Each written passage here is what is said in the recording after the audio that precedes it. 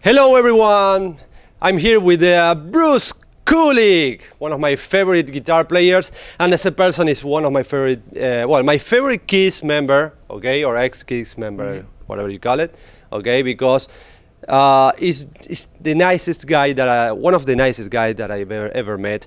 Bruce, how are you doing? Great. Thank you for the nice guy thing. Yeah, it's real. But I play a mean guitar.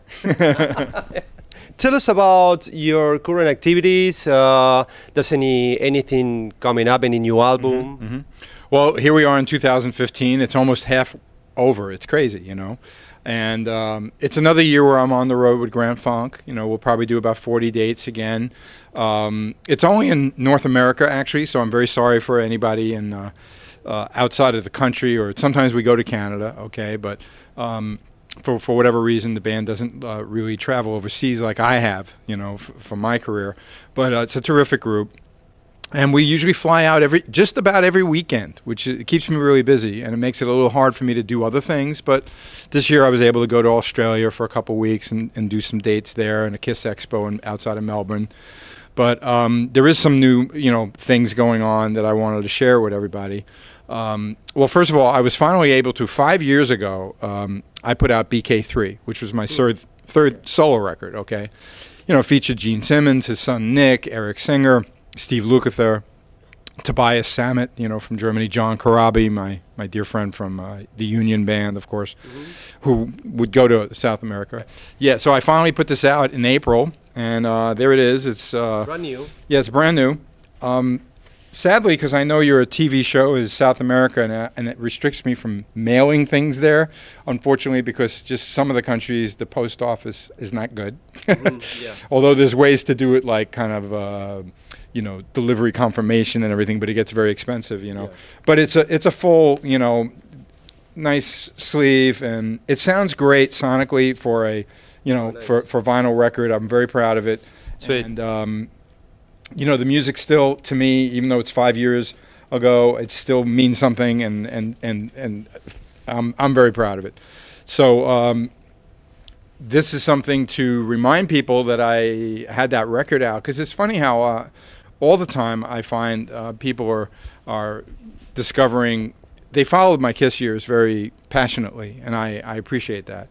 And maybe Revenge is their favorite record, or Crazy Nights, or Carnival Souls, who knows, But I'm always a little, concerned when they didn't follow some of the good things I did after, like the band Union with Corabi, which, all right, we were able to play in Argentina, but and then the other things that I got involved with were these solo records. I actually put out 3, Audio Dog, and then Transformer, and then BK3. So and hopefully, I don't mind if they want to check it out on the streaming services. I got everything up digitally, but South America is a little tricky, relating to how we do the business, the model of iTunes and all. So I'm not sure how it works with your countries, but there's always YouTube anyway. Even though I find that to be a sad way to enjoy music. You know what I mean? But some people do. I mean, not that YouTube isn't valuable to check out what people are up to and to promote something, but I would hate to think that someone's going to enjoy a new artist, only on their YouTube. You know what I mean? They should try to get the physical product, or somehow enjoy it with a better quality, because the artist puts a lot of effort into it. This record cost me a lot of money to make. I don't mean the vinyl, I mean actually the recording of these songs, So that's always a little bit of a frustrating thing, that I can publish it worldwide, but it's a little tricky for some of the South American countries, But anyway, it's out. So obviously now I notice that since I put it on the website, some people have ordered other things and then started looking again on the website, which is great. So I'm going to try to figure out a way that I can distribute some to South America. Well, if there's any distributor in South America, it's your chance. You can contact me through the channel or through Facebook, or you can contact Bruce, okay? Email me my website, yes. Because even though, I always enjoy selling it from my website, I have merch help and I know how to do it. But again, I don't take the orders for South America because I know there's problems, so I don't want someone to pay all that money and never get it. That would be terrible. Especially in Venezuela. I'm joking, because in Argentina it's the same. All right, yeah. But it's ironic, and I'm glad we're talking about this. I don't think I ever got a copy of BK3 that was pressed specifically for Argentina, okay? And I saw it on eBay, and I ordered it, okay? It wasn't real expensive or anything, and it never came. And the guy did give me the money back, and he said, this is very common. And that's, I found that to be really remarkable, because I can understand it not getting into the country. You know, in other words, curious post office people in Argentina are wanting things for themselves, but the fact that it couldn't leave Argentina to make it to me is really bizarre too. So that just proved a point to me, and that was just a CD, which is not too hard to send, you know. So I'm really sad about that situation, because I have so many fans in South America. Excuse me. I've been to, you know, Chile a couple times, and of course Brazil many times actually. Sadly, not Argentina recently. Once the economy got crazy and you had some political uprisings with your dollar and everything, it got harder to make that actually happen. So I'm hoping, obviously, I'll be able to visit again, you know. Last time was 2012, right? You probably know better than me. Yeah, I think you're right, because I remember I was able to, that would make sense, because I remember seeing... I try to remember because I was there, so it's like, So, Bruce, regarding Grand Funk, you spent about 15 years with the band already, right? Okay, so what do you think about Mark not being part of the band? Well, look, Mark, of course, was a very important part of the band, and being the primary singer, obviously, and guitarist, you know, there was a lot of attention on him. But, you know, Don and Mel were, of course, this entire trio was very important, just like kind of Cream, you know, and I used to see them as kind of a American Cream, you know, a little more funky, and they didn't do the blues, but they were called Grand Funk, okay. You know, Don and Mel had a big contribution to the band. You know that Don did sing some of the hits, and then Don wrote American Band. So it's not like the two guys that didn't contribute that much or carried on the band. But once they had their differences, which, you know, I stay out of, okay, because that's their, you know, thing.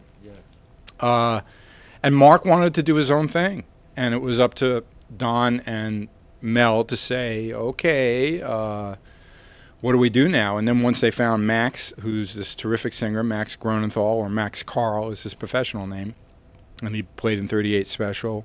He used to be a very popular singer in a couple of different projects, and was a big songwriter, actually. And Max, once he got involved, then it was just find a guitar player, and I was on the short list. And fortunately, I fit well, okay. And then we got this terrific keyboard player from North Carolina, Tim Cashin. And that band, those five of us, have been, this is our 15th year of touring, you know, which is pretty impressive.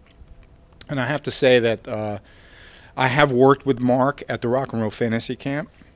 And the first time we met, fortunately, he worked with my brother years ago, okay. So I was able to break the ice, as we say, because he was a little like, you know, again, he knows it's a gig for me. You know, I didn't force him, you know, his hand in any way regarding Grand Funk. But I did talk to him about my brother, and I still remember Bob talking about the sessions and the gift he gave my brother. And that broke the ice, and I reminded him that, look, at the camp, you know, I'm your fan too, you know, and when you do any Grand Funk music, know that I'll help, you know, because I know the music, obviously. So please understand that I'm there for you, you know. And he appreciated that. And when one time it was a New York fantasy camp, and he got to do the Howard Stern show, and he actually invited me to play the acoustic guitar for I'm Your Captain when they went to the studio to perform. You know, we didn't talk about the fact that I was in Grand Funk or anything. You know, the interview was about Mark Farner and everything. In fact, on that metal show with Ed Trunk, you know, from VH1 Classics, both Mark and Ace Frehley were guests on one of the episodes this current season that's been in the spring of 2015. And ironically enough, one of the co-host guys, I think it was Jim, brings me up. But nobody took it anywhere because there's nothing really to say. I mean, yeah, I replaced Ace, not directly. There was Mark St. John before me and Vinnie Vincent before him. But I feel that my role in KISS was always to be respectful of the leads from songs that Ace made famous, on the lead guitar. And I have no different attitude to what Mark Farner did in Grand Funk. So I still play it, with my kind of style, okay, but I find I'm good at that because I'm able to take someone's signature riffs and make them my own, but at the same time be respectful of what was played and what the notes were. I have a good ability to do that, and obviously being the guitarist of Grand Funk, even though I'm still doing it the way I hear it, those songs that had specific solos, that had a certain vibe, I'm representing the music properly with respect to Mark. So, a lot of bands, they go through changes, and obviously I had my era of KISS that I feel was very important, but very different from the original. Obviously, the makeup was a huge difference when you had Ace and Peter in the band, and my era was unique with no makeup. There isn't quite that parallel with this Grand Funk and the other Grand Funk, but still, you still have the spirit of the band with Don really running the band, and he's an amazing drummer. Bob Seger won't perform without him, so he's done like all the recent Bob Seger tours, works it out in between when Grand Funk is not touring so much, and that's the kind of respect that Don gets and deserves from Bob Seger. And it's a real joy to play with these guys because they're great musicians. No, we don't have bombs and lasers and pyro and crazy stuff going on stage, but the music really carries the show, and I'm very proud of all those years. And again, anytime I've gotten a chance to jam with Mark, like specifically at a couple of the... He's a very nice guy. Yeah, he's very cool now with me. What he wants to say about those guys, that's his business and between them. Yeah. Because I wasn't there, I don't know. I'm not involved. In the same way that I never made many opinions about anything to do with how Ace fights with Gene and Paul, and they still get into it, and I stay out of it. Everyone's aware of that from the Hall of Fame last year, too. Yeah, we're going to get there, but I would like to know about your new, the project you just, not too long ago, you released something, it's KKB, right? Yeah, KKB. Well, what's exciting about that is, I don't know how many other artists can find something early on in their career before they were known that they're that proud of as I am of KKB. Here is a bunch of young guys all in there like... That's your first band, right? Yeah, and we never did a gig, and we never left the one time we went to the studio in the basement for our drummer Guy. I was very fortunate that this guy, Mike Katz, who lived literally on the same block as me in Queens, was a very, very talented singer, songwriter, and bass player. And his big inspiration was Cream, okay, and the Beatles. And those were my two favorite bands, So there was a common thing. And then enter Guy, the drummer, Guy Boys, who now lives in France, in Paris, who played very much like a big bass drum, Ginger Baker style kind of drumming. And we just worked and rehearsed these very interesting songs that Mike came up with. I co-wrote one of them, and we went into a studio and we recorded. And that tape, literally, that I had, which was my copy, which was on cheap kind of quality tape, but it sat in my, my closet for many, many years. Back in 2008, I found a really good 4-track tape recorder, a proper, tape deck at a garage sale in my neighborhood, okay? And I buy it for $35. I bring it home. I didn't know what tape. What's yours? Yeah, well, I bought someone's used tape machine because I didn't have a working reel-to-reel tape recorder. All I had for KKB was this tape, right? I didn't digitize it yet. I didn't transfer it. I didn't do anything with it. And then I remember playing it, and it was actually Chuck Wright, the bass player that you know from Quiet Riot and lots of other bands, who was at my house. And I asked him, I said, what do you think of this? He said, you got to put this out. This is great. Because it was a power trio doing kind of a prog rock version of, in a way, a New York Cream, you know what I mean? Mm-hmm. And I played my SG. I didn't have a lot of distortion, but I had my wah-wah pedal, and I had a modified Fender amp, I think, back then. I didn't even own a Marshall yet, or I'm not sure. I don't even remember what amp I had. All I know is it was definitely me. And the playing was I could sense was still who I am, but young, and this material was very brave. There was a lot of time signature things, which is the prog rock part of it, and it was perfectly orchestrated for a trio, very little overdubs. And I cleaned it up. I transferred it to Pro Tools back in '08, cleaned it up the best I could from that Radio Shack tape. And, Radio Shack is not the best quality. But anyway, I put it out as a limited edition on my website. This is, I made the CD, offered a guitar pick with it, and it sold fairly well and fairly quickly, okay? And that was it. I didn't think about it much. I still kept in touch with Mike and Guy through the years. And all of a sudden, Mike finds the original tapes. Okay, and that literally happened in early 2000, either late 13 or 14.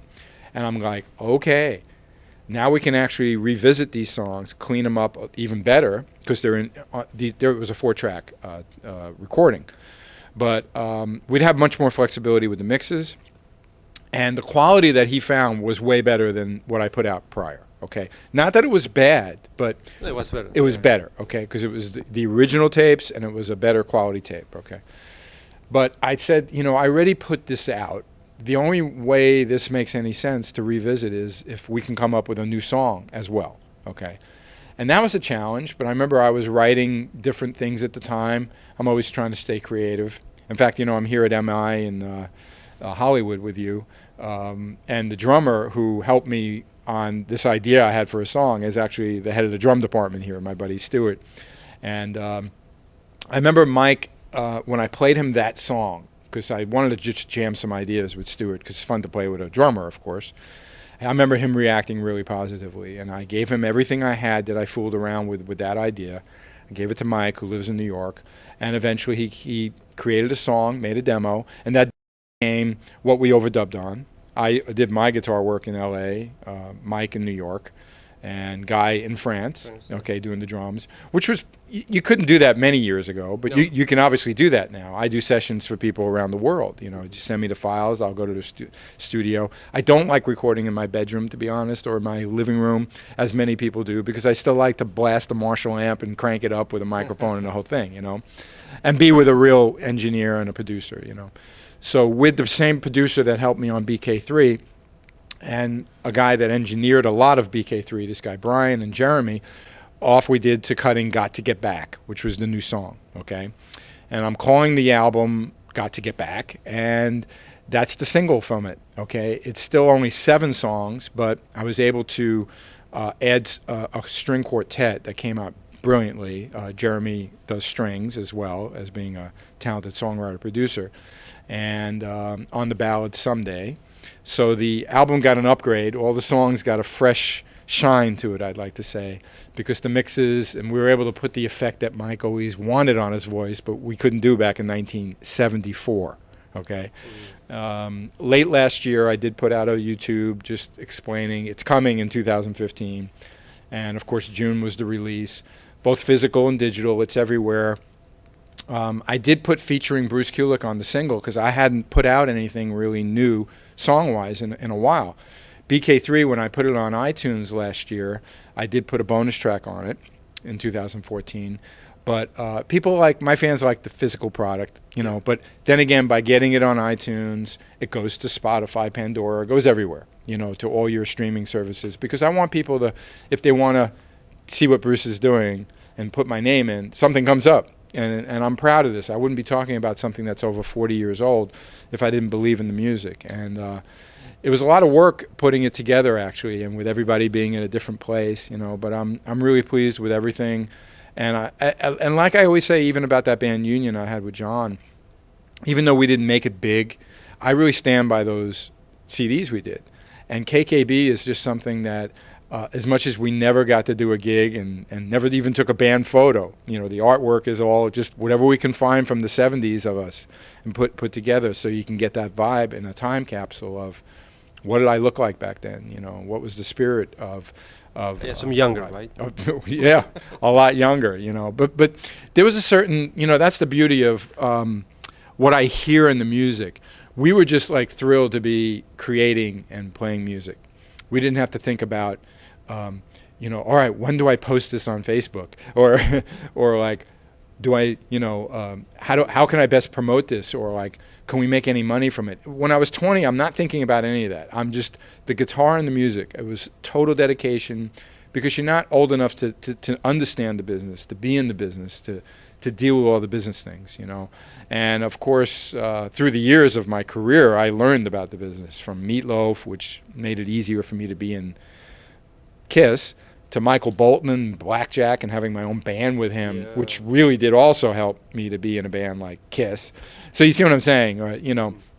That my innocence at 20 years old was all about just playing the guitar and the music and rehearsing and doing it great. And I hear that every time I listen to my guitar playing and that. It's not that I don't hear my, I have a desire for perfection all the time, which drives me crazy, because the world isn't perfect, One of the sayings I like to do is like, can't anybody do anything right? You know what I mean? Because every time you want to do something, there's a problem, But understanding how to get from A to B to C and create something, I'm very proud of the fact that I was willing to revisit this, music, this time capsule, and help share it with the world, And if I was a lazy person, maybe nobody would hear it, and it isn't really more about, in this case, this isn't about money. This was purely about, like, you got to hear what I was doing when I was 20, because I'm still blown away by it, So it's a little shot in the arm for me. I'm very excited with the release, and of course the other guys are thrilled. Mike went on and did play music for a while, but it wasn't his main career. And the same thing for Guy. He worked with some bands for maybe 10 or 20 years, but not a band like Kiss. Yeah. You know what I'm saying? So, and I know that they would love to tour, and unfortunately with my schedule and my commitment to Grand Funk, it's very hard for me to do things like that. But I think what matters first is sharing the music with people and having them hear it in a professional manner. And we did the best artwork we possibly could come up with, considering, we were really just sharing something that's that old, and it isn't current. Even though there's photos of us in the studio, individually doing our job, but it's something I'm real proud of, and I hope you enjoy it. I remember about I don't know 10 years ago we came out from Kikla, from Vince Neil's show, and I saw a guy lay down in the floor. And I was with, do you know the guy from Revlon Red? It's a glam band from the 80s. Okay, right. Oh, we were talking, we saw this guy, and about a month later, from Argentina, I knew it was you. Okay, right. But, so I was just like 3 feet away, with all the people around you, and how was your experience being there? I mean.